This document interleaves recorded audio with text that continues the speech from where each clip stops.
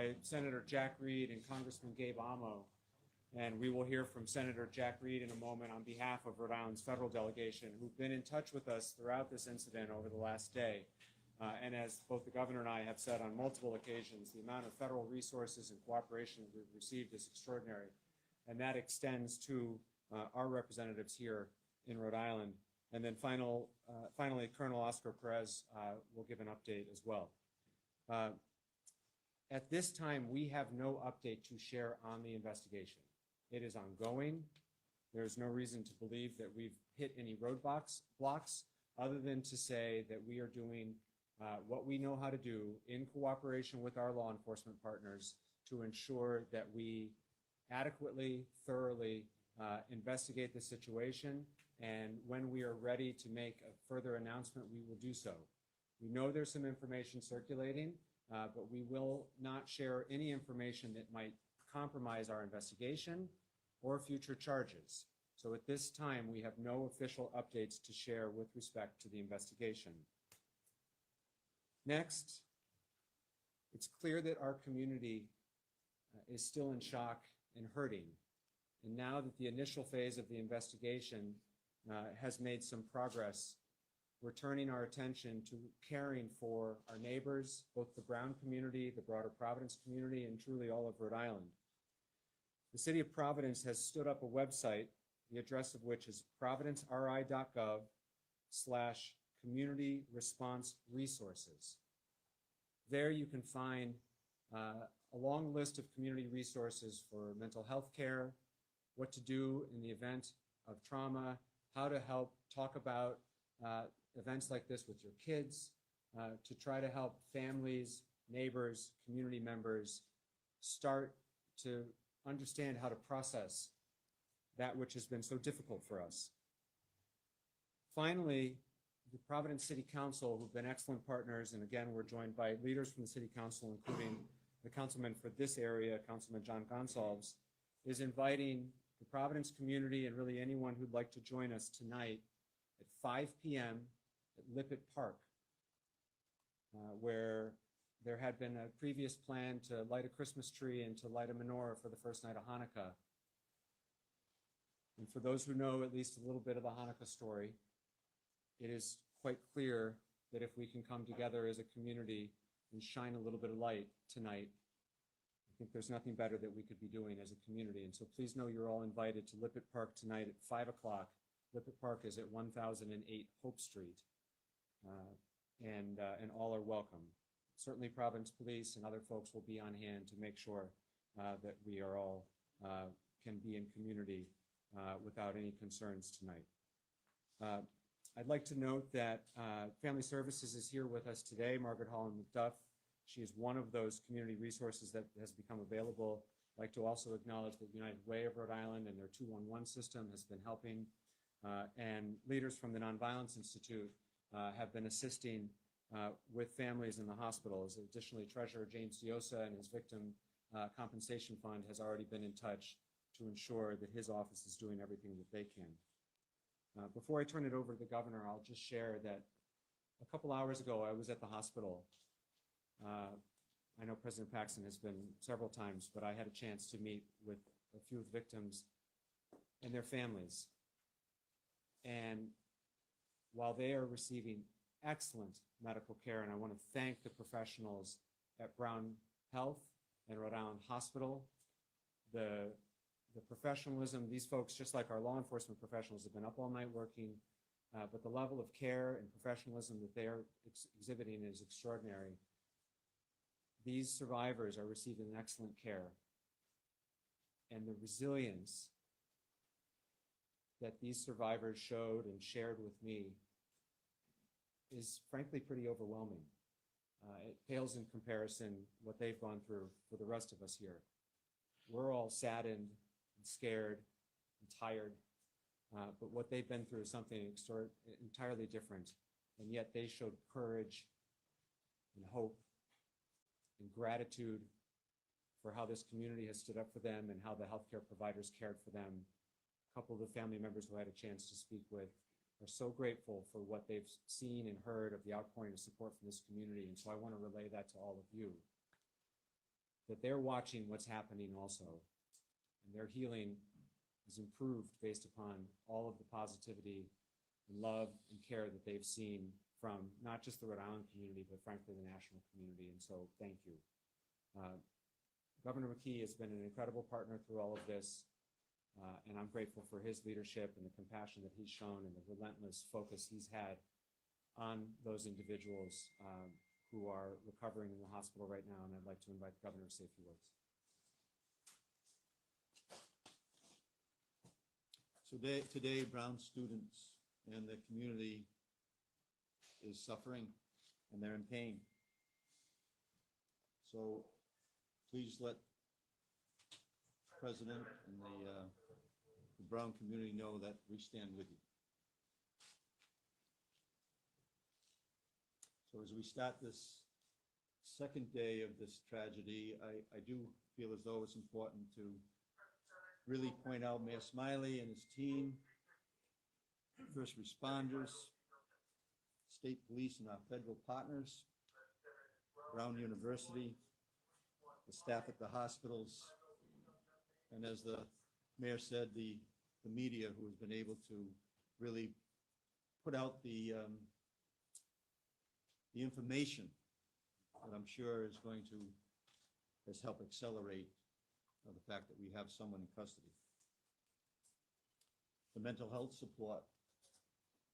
The community needs our compassion and our support as the process of this horrific event unfolds. As governor and as a Rhode Islander, I get to speak on behalf of the people of the state of Rhode Island, as a dad, as a grandparent. It hits home to us, all of us, me included. While a suspect has been detained, our work as a state is not over. As governor, I'm committing to the city and to Brown and the broader community that has been impacted by this to make sure everyone who needs assistance, mental health assistance, can access them. Last night, we activated the state's trauma response team to help coordinate mental health resources with all partners. And to everyone in the nation, because this is a national event. I've had calls, like I said, personal calls with Hawaii, a dad that has a freshman at Brown University. To everybody out there in the country, please send your prayers here to Rhode Island. And to all Rhode Islanders, let's do what we do best. Let's stand by and support our neighbors when they most need it. And we stand ready to do exactly that. Thank you, Governor. I'd like to invite Senator Jack Reed to say a few words on behalf of the congressional delegation. On behalf of Senator Whitehouse, Congressman Magaziner, Congressman Amo, I first want to express our profound condolences to those families who've lost a loved one and to those families who are struggling with a seriously injured child. We offer not only our sympathies, but our prayers for a speedy recovery. I must commend the leadership. Mayor Smiley has done a superb job. The governor has done a superb job. The President Paxson, and the Provost Doyle have also stepped up and done a superb job. We are also, I think, particularly indebted to the police officers and the firefighters from Providence, the Brown University Police Department, many departments, both police and fire from across the state of Rhode Island, our state police, and a special word of praise and thanks to our federal law enforcement officers, the FBI, the ATF. They have been instrumental, critical in the progress of this investigation so far. I received a call from Attorney General Pam Bondi, who I shared my praise and thanks for the assistance of federal authorities. This has been a horrible, terrible moment. But in moments like this, we see the best of Rhode Island. The firefighters, the policemen, the civic leaders, neighbors who come together and let us celebrate that community. Thank you. Thank you, Senator. Finally, we'll hear from Providence Police Chief Colonel Oscar Perez. Thank you, Mayor. So yeah, the message is the same. I'll echo the message from the mayor earlier as far as where are we with the investigation. I'll tell you that right now, the investigation continues to progress extremely fast.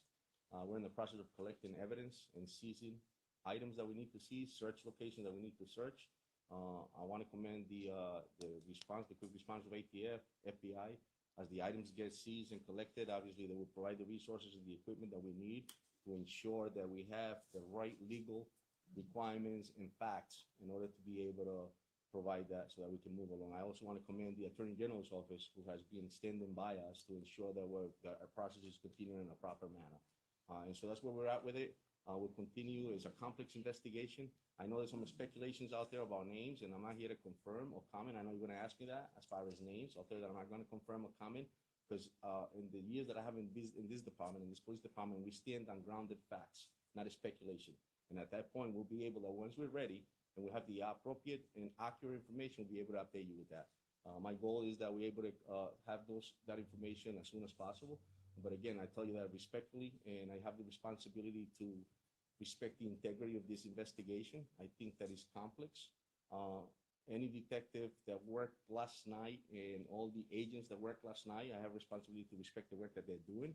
And so when we're ready to provide you with that info and to come to or to give you the right info, I will make sure that you get that updated. So. Colonel managed to establish any connection between the suspects and the university. Why did the suspect target the university? So that's all part of the investigations that we're conducting, and again, it's complex, and we want to make sure that once we have, at the appropriate time, give you the accurate information, we'll be able to provide that information for you in that instance. Go ahead, John. Colonel, the person of interest, is that the same individual that we saw on the surveillance video you produced? So again, I'm not going to speculate. I want to make sure that if I give you an answer, it's grounded on facts. And so we're getting to that point, but it's going to take time. Detective work is not something that you can answer or solve within a minute. It takes time, and we have to make sure that we have the right evidence in order to prosecute somebody properly. Colonel, what led you to Coventry? What led you to the Providence Police there, Coventry Police?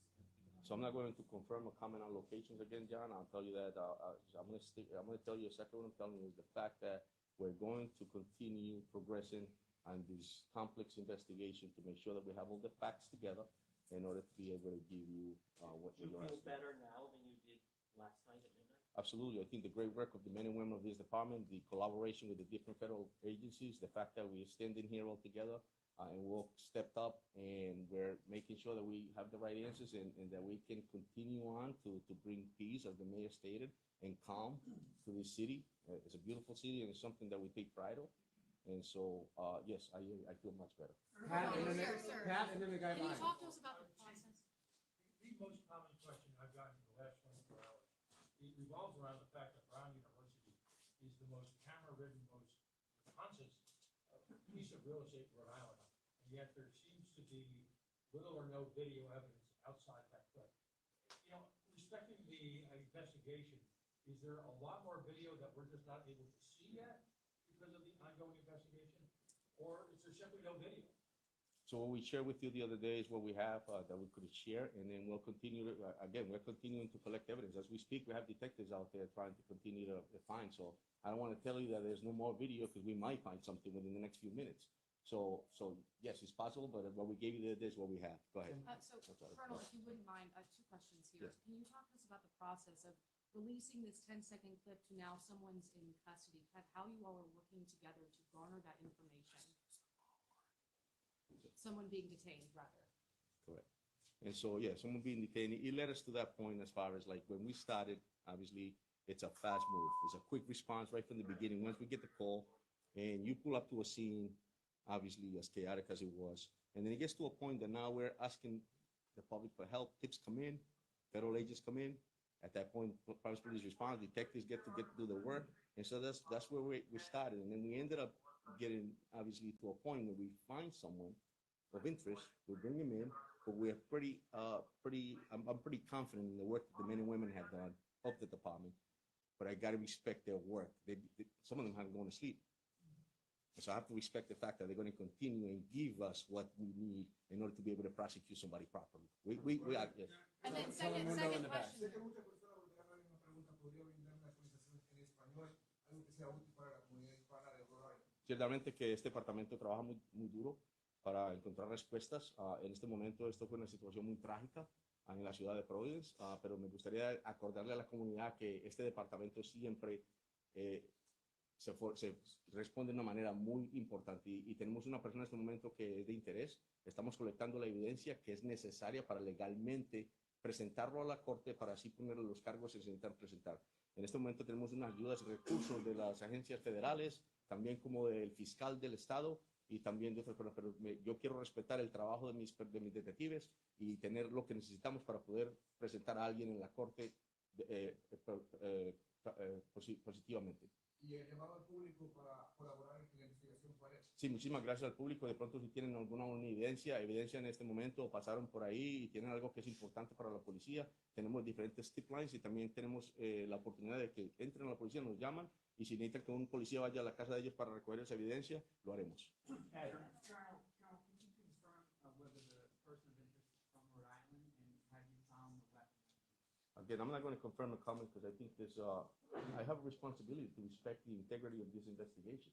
It's a process and it's complex, and I don't want to be the one to stain that process.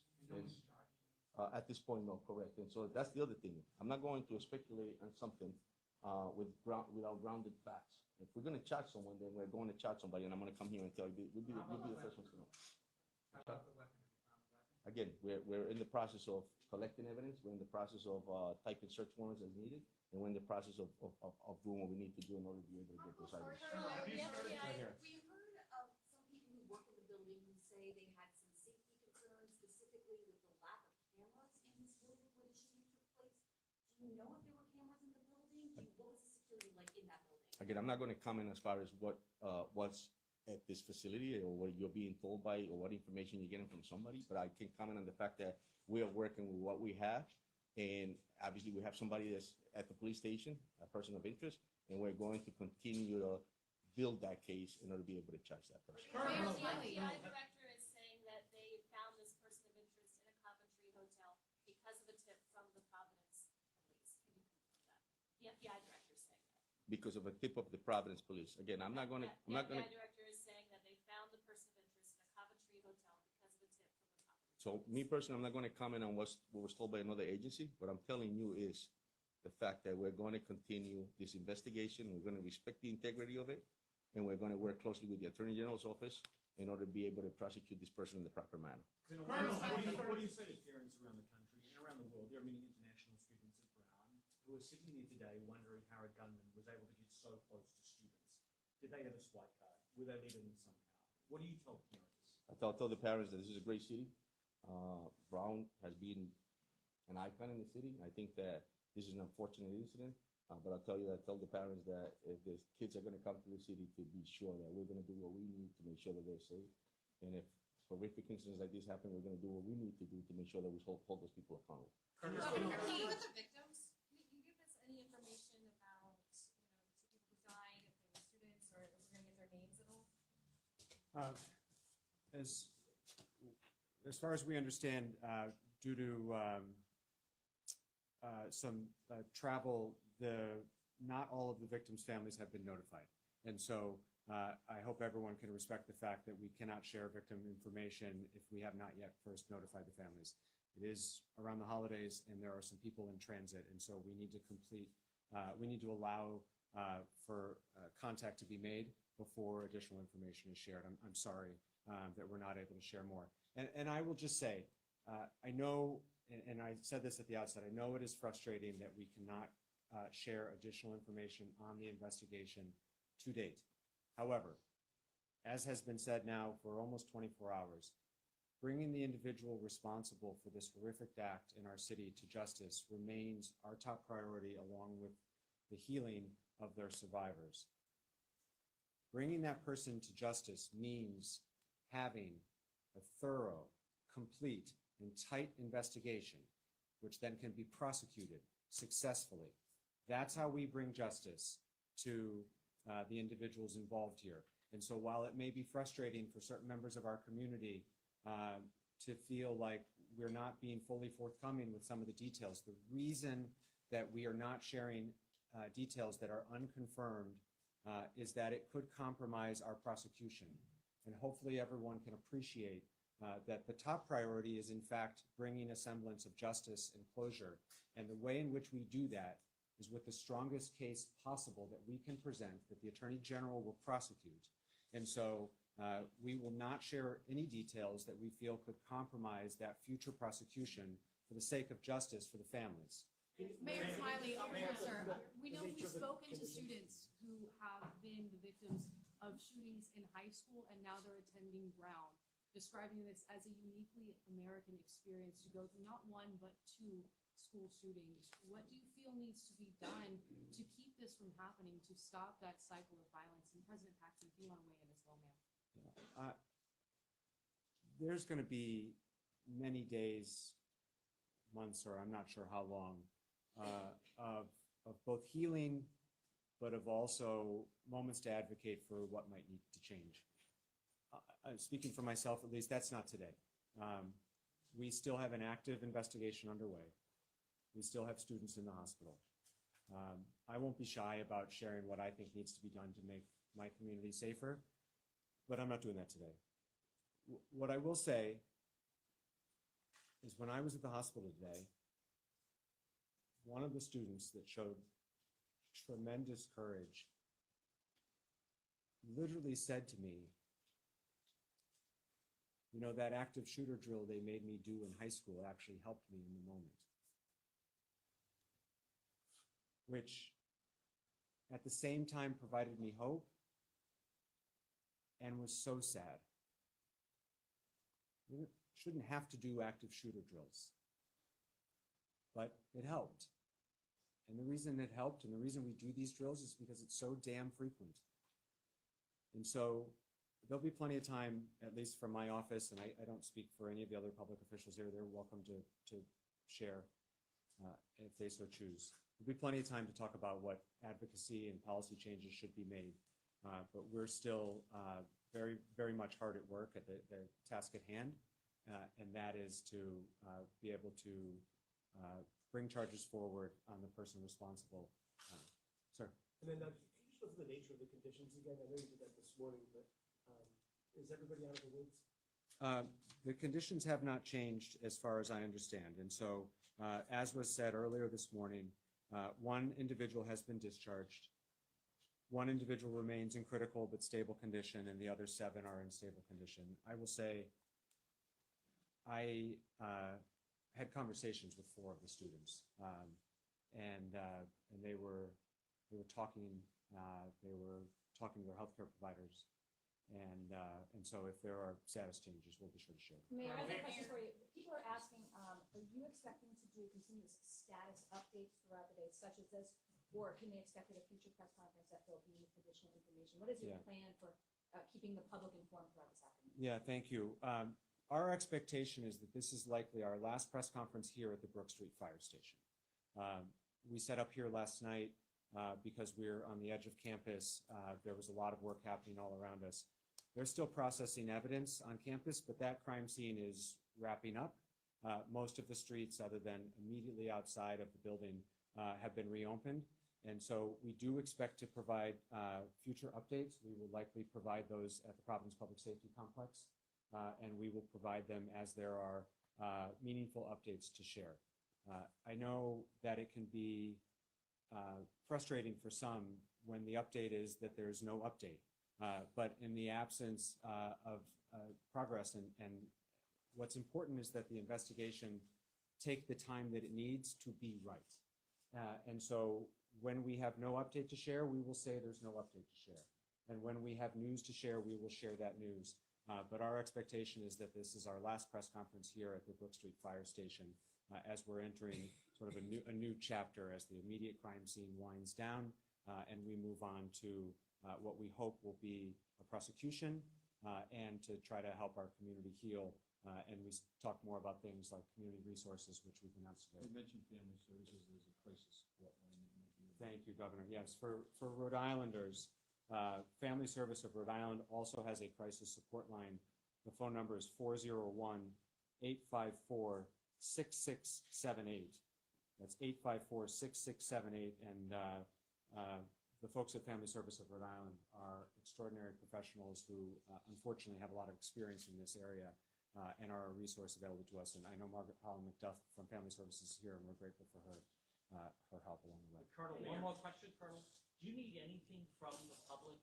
In other words, is there still possibly someone out there that may have information that you need? Or, I mean, the students are now being allowed to leave the campus. Does that mean that there's no potential witness here? Where does it stand that the public could?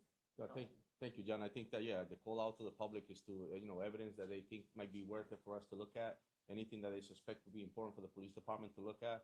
So we're definitely welcome that. And so the message is please reach out. I think that that's one of the strongest things the Providence Police Department has is the partnership that we have with our different community members, as well as different colleges throughout the city. And so if they think that there's something that's important to us, please send it our way because we'll definitely use it. It might be something that's important that you may think is not, but for us it is. So. Colonel, can we describe him as a man in his 30s still? Can we still describe him as a man in his 30s? Person of interest, a man in his So 30s? the person detained is actually a person in his 20s. Can you clarify, is this officially a suspect? Is this someone in custody? What should we call this person? Have they been arrested? You should call this person that we detain someone of interest at this point. Detain someone? What's the difference, from what I understand, Brown has sirens on their campus, emergency sirens to alert people in cases like this. Did those sirens go off, and if not, why? So yesterday, when I don't think they went off, and I believe the fact that it was fast. We had a quick response here to the police department, but there was a message, and I'm not sure that it went out. So Chief, I don't know if you can,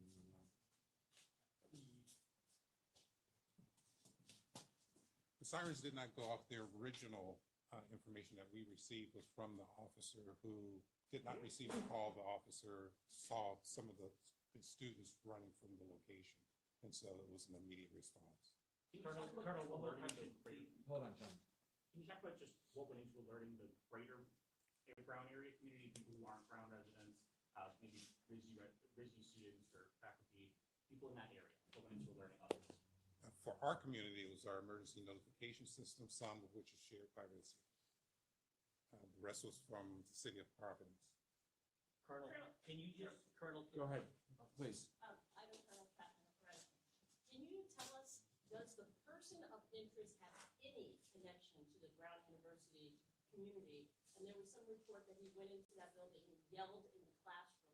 Do you have any more information about that? So again, it's all details that are important. It's all part of the complex investigation that I spoke about earlier. I'm not ready to confirm or comment on any of that. Again, I got to respect the process. And so at this point, we're just going to continue like the mayor stated. It's complex, but we want to make sure that we have a successful prosecution. And that's more important to me than right now to give you something that just, it could, it's not a. Colonel, have you started a process of search warrant, any sort of legal process to figure out the motive? Yeah, so at this point, we're coordinating with the Attorney General's office. We're working very closely with them. We're collecting evidence. We're in the process also of interviewing individuals.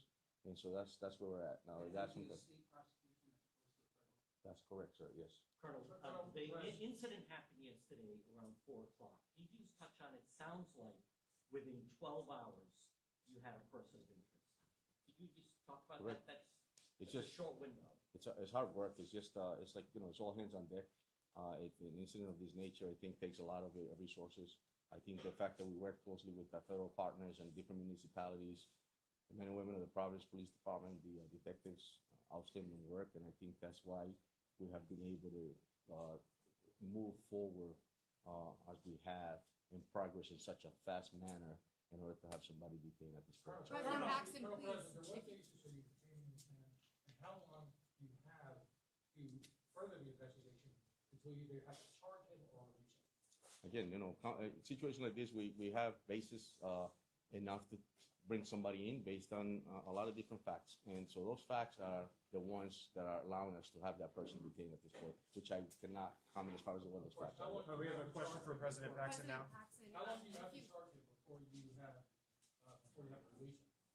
Again, it's moving pretty fast, and we will have an answer as fast as we can, so. President Paxton, if you can, we know that these students were studying for the finals in the midst of their schoolwork here, and now students have been told classes are canceled, finals are canceled. Can you talk about kind of the complete shift that this community is in right now, going from studying to now almost a ghost town as people are being reunited with their families? Yeah.